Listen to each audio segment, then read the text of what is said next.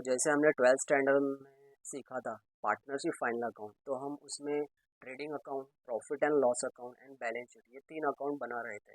लेकिन मैन्युफैक्चरिंग में क्या करना है, सेम वो 3 अकाउंट तो आएंगे, लेकिन और एक एक्स्ट्रा अकाउंट आएगा, उसका नाम है मैन्युफैक्चरिंग अकाउंट, क्योंकि हमारे टाइटल का नाम ही है, हमारा लेसन का नाम है, चैप्टर का नाम है कि मैन्युफैक्चरिंग फाइनल अकाउंट।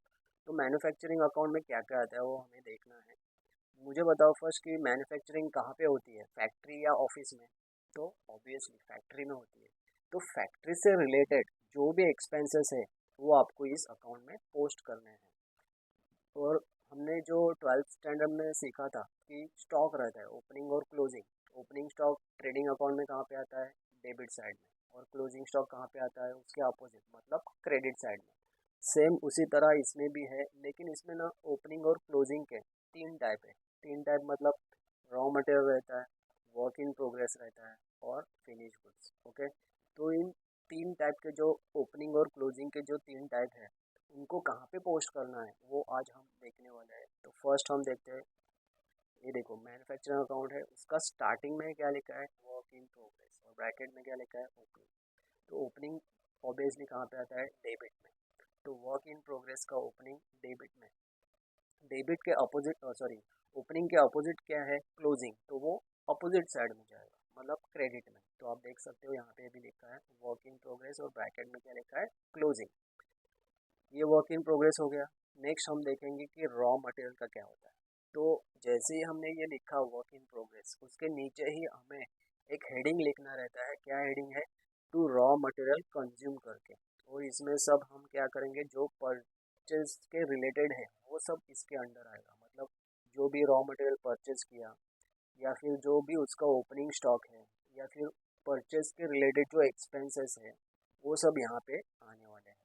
और क्लोजिंग स्टॉक का इफेक्ट भी हम इसी के हेडिंग में सॉल्व करने वाले हैं। तो स्टार्टिंग में हम देखते हैं, इसके हेडिंग में लिखना है कि रॉ मटेरियल कंज्यूम। उसके नीचे ही स्टार्टिंग किससे होगी, ओपनिंग स्टॉक से। लेकिन ओपनिंग स्टॉक किसका, रॉ मटेरियल का। ओके, तो रॉ मटेरियल के हेडिंग में रॉ मटेरियल का ओपनिंग स्टॉक लिखना है। उसके नीचे क्या लिखना है, ऐड परचेज करके लिखना है। और उसके नीचे ऐड परचेज एक्सपेंसेस, मतलब जो भी हम परचेज करेंगे उससे रिलेटेड जो एक्सपेंसेस है वो सब इसके अंडर प्लस करने हैं। तो कौन कौन से एक्सपेंस रहते हैं, कैरेज इनवर्ड। कैरेज इनवर्ड का मतलब है, अगर तुम कुछ परचेज कर रहे हो तो उसका जो ट्रांसपोर्टेशन का खर्चा रहता है वो। नेक्स्ट है octroi duty. Octroi duty means एक टैक्सेस है जो हम भरते हैं ऑक्ट्रॉय के लिए, फिर ट्रांसपोर्टेशन के लिए। नेक्स्ट है डॉग ड्यूज। डॉग मतलब जो हमारे कस्टम्स रहती है, यहाँ पे हमारे कार्गो शिप्स पहुँचते हैं अनलोडिंग के लिए, मटेरियल अनलोड करने के लिए। वहाँ पे जो भी ड्यूटीज़, जो भी चार्जेस रहते हैं वो कस्टम ड्यूटी, सेम वही उसी का पार्ट है। कस्टम ऑफिसेस में हमें कस्टम ड्यूटी भरना रहता है। जो हम इंपोर्ट करते हैं गुड्स, उसका हमें ड्यूटी भरना है। ओके, टैक्स भरना है, वो सब। तो यही एक्सपेंसेस आपको इस हेडिंग में ऐड करने हैं। नेक्स्ट लिखा है लेस परचेज रिटर्न। अगर कोई भी रॉ मटेरियल रिटर्न हो रहा है तो उसको हम लेस करेंगे। उसके बाद closing stock. Opening stock add होता है तो क्लोजिंग स्टॉक क्या होता है, लेस होता है। लेकिन किसका, रॉ मटेरियल का, क्योंकि ये हेडिंग ही रॉ मटेरियल की है। क्लियर है? तो ये सब इम्पोर्टेंट है रॉ मटेरियल वाला। हर एक क्वेश्चन में आपको आएगा ही। तो क्या क्या करना है रॉ मटेरियल में, उसका ओपनिंग स्टॉक लेना है, उसके बाद परचेज उसमें ऐड करना है, और उसके ये जो एक्सपेंस है चाहिए तो लिख के लेना है। अब वीडियो पॉज करके लिख के लो एक्सपेंसेस कौन से है। उसके बाद उसका परचेज रिटर्न लेस करना है। उसके बाद क्लोजिंग स्टॉक लेस करना है रॉ मटेरियल का। ओके, जैसे ये सब माइनस करके जो अमाउंट आएगा वो आपको बाहर लिखना है, आउटर कॉलम। ओके, ये सभी अमाउंट फर्स्ट रॉ मटेरियल के जितने भी अमाउंट्स है वो सब इनर में आ जाएंगे। उसमें से उसका परचेज रिटर्न और क्लोजिंग स्टॉक लेस करना है। बाद में जो बचेगा वो बाहर डालना है। ओके, नेक्स्ट आता है डायरेक्ट वेजेस। मतलब वेजेस, वेजेस किसको देते हैं, लेबर लोग को। लेबर कहाँ पे रहते हैं, फैक्ट्री में। ओके, फैक्ट्री में लेबर रहते हैं। ऑफिस में कौन होते हैं, एम्प्लॉय। तो फैक्ट्री वाले जो एक्सपेंस है वो हमें यहाँ पे पोस्ट करना है। तो वेजेस लेबर को देते हैं और लेबर फैक्ट्री में होते हैं। ओके, तो उसके बाद कौन कौन से हैं, रॉयल्टी रिलेटेड टू मैन्युफैक्चर। तो अभी रॉयल्टी मतलब क्या, कुछ मशीन्स है हमारी या किसी की मशीन्स हमने भाड़े पे ली है यूज़ करने के लिए। मशीन्स क्यों लेते हैं, मैन्युफैक्चरिंग करने के लिए, ओके, तो वो एक्सपेंस यहाँ पे आएगा। हायर ऑफ स्पेशल मशीनरी, और भी कोई स्पेशल मशीनरी है जो हमने भाड़े पे ली है, उसका खर्चा। डिज़ाइन एक्सपेंसेस, अभी डिज़ाइनिंग कहाँ पे होती है, कोई भी प्रोडक्ट अगर प्रोड्यूस हो रहा है तो उसको डिज़ाइन कहाँ पे किया जाता है, ऑफिस में या फैक्ट्री में, फैक्ट्री में, तो ये भी एक्सपेंस यहाँ पे डालना है। उसके बाद स्टोर, ऑयल, ग्रीस मशीन के लिए सब पे लगता है।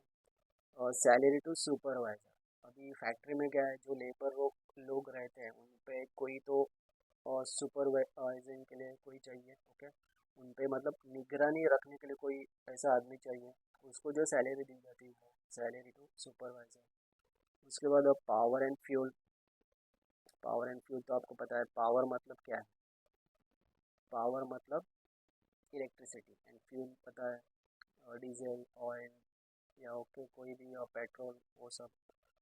रिपेयर ऑफ फैक्ट्री असेट्स, मतलब फैक्ट्री का कोई भी असेट हो अगर उसको रिपेयरिंग कर रहे हैं तो रिपेयरिंग एक्सपेंस है, और वो किसका है, फैक्ट्री का है। तो फैक्ट्री के रिलेटेड जो भी एक्सपेंस रहेंगे वो सब हमें मैन्युफैक्चरिंग अकाउंट में डेबिट साइड में लिखने हैं।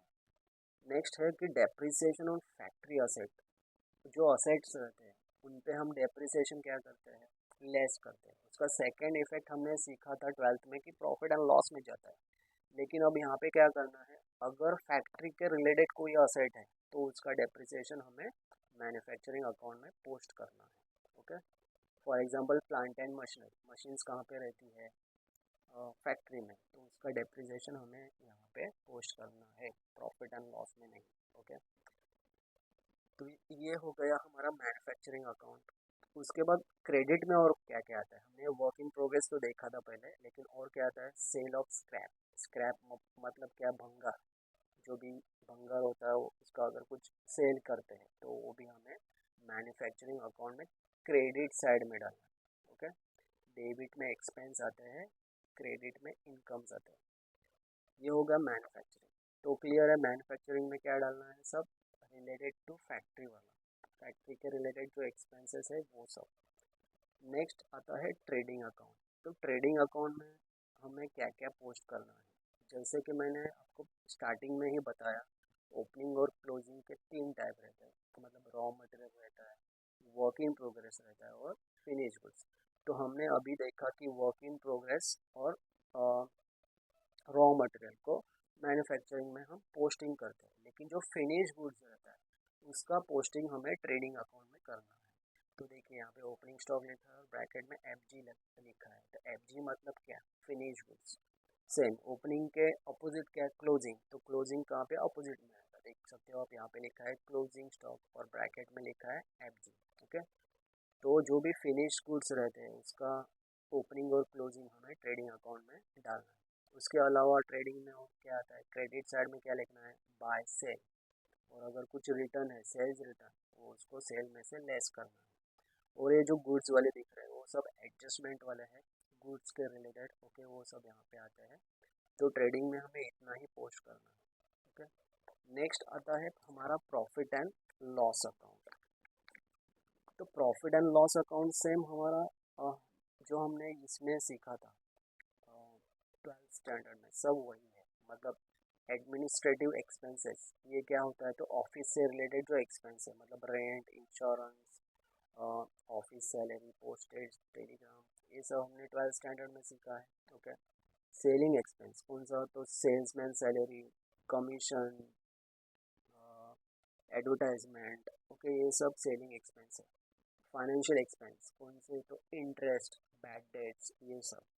तो जो भी हमने 12th स्टैंडर्ड में सीखा है वो सब यहाँ पे प्रॉफिट एंड लॉस में सब वही आता है, ओके। तो हमें फिर से वो देखने की ज़रूरत नहीं है। नेक्स्ट है बैलेंस शीट।